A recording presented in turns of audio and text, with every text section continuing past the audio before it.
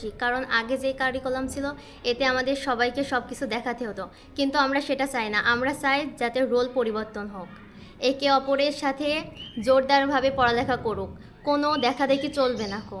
ভালোভাবে পড়ালেখা হবে এবং মান থাকবে পড়ালেখার।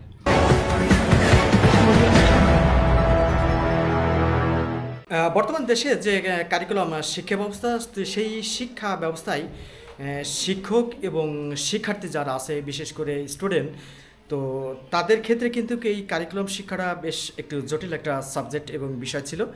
তো যার প্রেক্ষিতে বর্তমান যারা রাষ্ট্র পরিচালনা করছে, বিশেষ করে অন্তর্বর্তীকালীন সরকার যারা আছেন, বিশেষ করে তারা চিন্তা করছেন যে এই শিক্ষা ব্যবস্থাটাকে পরিবর্তন করা দরকার এবং যুবক উপযোগী শিক্ষা ব্যবস্থা যদি চালু থাকে তাহলে কিন্তু যারা শিক্ষার্থী আছে তাদের জন্য সুবিধা হবে, পাশাপাশি যারা শিক্ষক আছে তাদের জন্যও সুবিধা হয়। এই বিষয়টাই নিয়ে আমি একটি শ্রেণীকক্ষে উপস্থিত আছি এবং শ্রেণীকক্ষে বেশ কিছু শিক্ষার্থী আছে এবং একজন শিক্ষার্থীর সাথে এবার আমি একটু কথা বলার জন্য চেষ্টা করবো যে আসলে এই যে কারিকুলাম শিক্ষা ব্যবস্থায় এবং আসলে নতুন যে কারিকুলাম, বিশেষ করে এই যে শিক্ষা ব্যবস্থাটা পরিবর্তন হবে, আসলে কেমন শিক্ষা ব্যবস্থা হলে আসলে হয় সেটা একটু তাদের মুখ থেকে একটু শোনার চেষ্টা করি।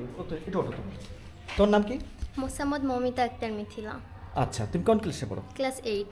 ক্লাস 8। তোমার রোল নম্বর কত? রোল 1। Roll number 1। আচ্ছা, আমি একটু তোমার মাধ্যমে একটু জানতে চাচ্ছি যে এই যে কারিকুলাম যে শিক্ষা ব্যবস্থা, তো আসলে তোমরা তো যেহেতু শিক্ষকদের কাছ থেকে তোমরা পাঠদান করছো এবং শিখছো, আসলে এই শিক্ষা ব্যবস্থা এবং নতুন করে একটা পাঠদানের একটা বিশেষ করে একটা শিক্ষা পরিবর্তন হবে, তো সেক্ষেত্রে তুমি আসলে বলবা, পার্থক্যটা হচ্ছে বলবা যে আসলে কেমন পরিবর্তন হলে এবং কারিকুলাম যে শিক্ষাটা ব্যবস্থাটা ছিল আসলে সেই শিক্ষা ব্যবস্থাটা আসলে কেমন, প্রথমে একটু বলো কারিকুলামটা। প্রথমে এখন যে নতুন কারিকুলাম এসেছে এটাতে আমরা অনেক খুশি, কারণ আগে যে কারিকুলাম ছিল এতে আমাদের সবাইকে সব কিছু দেখাতে হতো, কিন্তু আমরা সেটা চাই না। আমরা চাই যাতে রোল পরিবর্তন হোক, একে অপরের সাথে জোরদারভাবে পড়ালেখা করুক, কোনো দেখাদেখি চলবে না। ভালোভাবে পড়ালেখা হবে এবং মান থাকবে পড়ালেখার। আচ্ছা, একটু যুক্ত করতে চাই তোমার সাথে।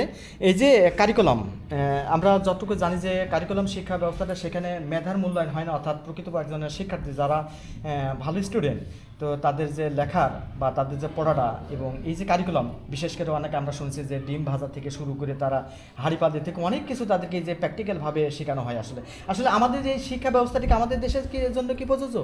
জি না, আমরা এগুলো চাই না। আমরা চাকরি করতে চাই। আমরা কেন হাঁড়ি পাতিল ধরতে চাইবো?